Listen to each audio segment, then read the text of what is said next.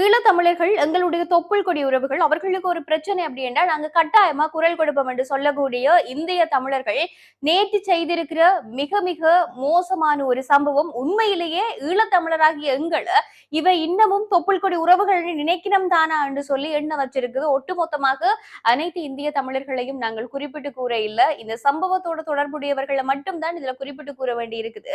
நேற்றைக்கு தான் ஒரு சம்பவம் நடந்திருந்தது என்று சொல்லி தகவல்கள் வெளியாகி இருந்தது. என்னன்னா, இலங்கை மீனவர் ஒருவர் இந்திய கடற்தொழிலாளர்களினால பிடிக்கப்பட்டு அவர் தாக்கப்பட்டிருக்கிற கை கால் தலை அப்படி என்று சொல்லி ஒரு பலத்த காயங்களுக்கு உள்ளாகின நிலையில அதோட கட்டி வைக்கப்பட்டும் தாக்கப்பட்டிருக்கிற மாதிரியான காணொளிகள் வெளியாகி இருந்தது. அப்படி அவர்களினுடைய கடல் எல்லைக்குள்ள பிடிக்கப்பட்ட இலங்கை மீனவரை இவர்கள் கடற்கொள்ளையர் என்று சொல்லினோம். அப்படி கடற்கொள்ளையரை தாங்க பிடிச்சு தாக்குறதாக காணொளிகள் வெளியா இருக்கு. அதுக்கு பிறகு இவர்கள் கடல்ல வச்சு பிடிச்சு தாக்குதலை நடத்திட்டு அதுக்கு பிறகு கரைக்கு கொண்டு போனதாக தான் செய்திகள் எல்லாம் வெளியாக இருந்தது. அதுக்கு பிற்பாடாக போலீசார் அந்த இடத்துல விசாரணைகளை மேற்கொண்ட மாதிரியாக அந்த காணொளியில தெரியுது. இதுக்கு பிறகு அந்த மீனவருக்கு என்ன நடந்ததுன்னு சொல்லி உண்மையில தெரியல.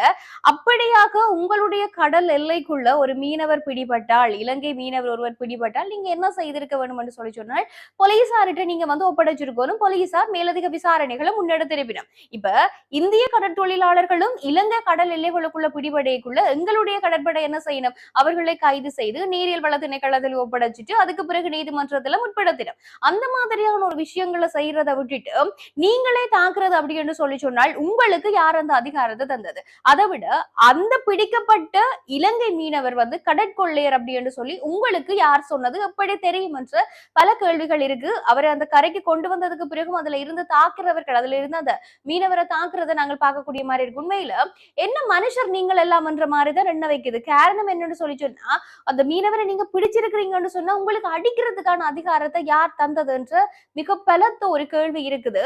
ஆக இதுல சம்பந்தப்பட்டிருக்கு, அதாவது பிடித்து அவரை தாக்கி அவரை அடிச்சு இப்படி சித்திரவதை செய்த அந்த நபர்களுக்கு சரியான தண்டனைகள் கொடுக்கணும் அப்படின்றதுதான் உண்மையில ஒரு பெரிய எதிர்பார்ப்பா ஒரு ஈழத்தமிழராக எங்களுடைய எதிர்பார்ப்பா இருக்கு. ஏனென்றா அப்ப எங்களுடைய கடல் எல்லைகளுக்குள்ள அத்துமீற இந்திய தொழிலாளர்களை நாங்கள் கடல் கொள்ளையர்கள் என்று சொல்லியோ இல்லை என்று சொன்னால் இப்படி கட்டி வைத்து சித்திரவதை செய்கின்ற மாதிரியான சம்பவங்களோ நிகழ்த்தி இல்லை. அப்படி இருக்கேக்குள்ள இலங்கை கடற்தொழிலாளிக்கு எப்படி இப்படி ஒரு சம்பவம் நடக்கலாம் என்று சொல்லி ஒரு பெரிய உள்ள குமுறல் வருது. இதற்கு தகுந்த சட்ட நடவடிக்கைகள் மேற்கொள்ளப்பட வேண்டியது கட்டாயமான ஒரு தேவையா இருக்கு. அதான் ஈழத்தமிழராகி எங்களுடைய ஒரு மிகப்பெரிய எண்ணப்பாங்காவும் இருக்குது.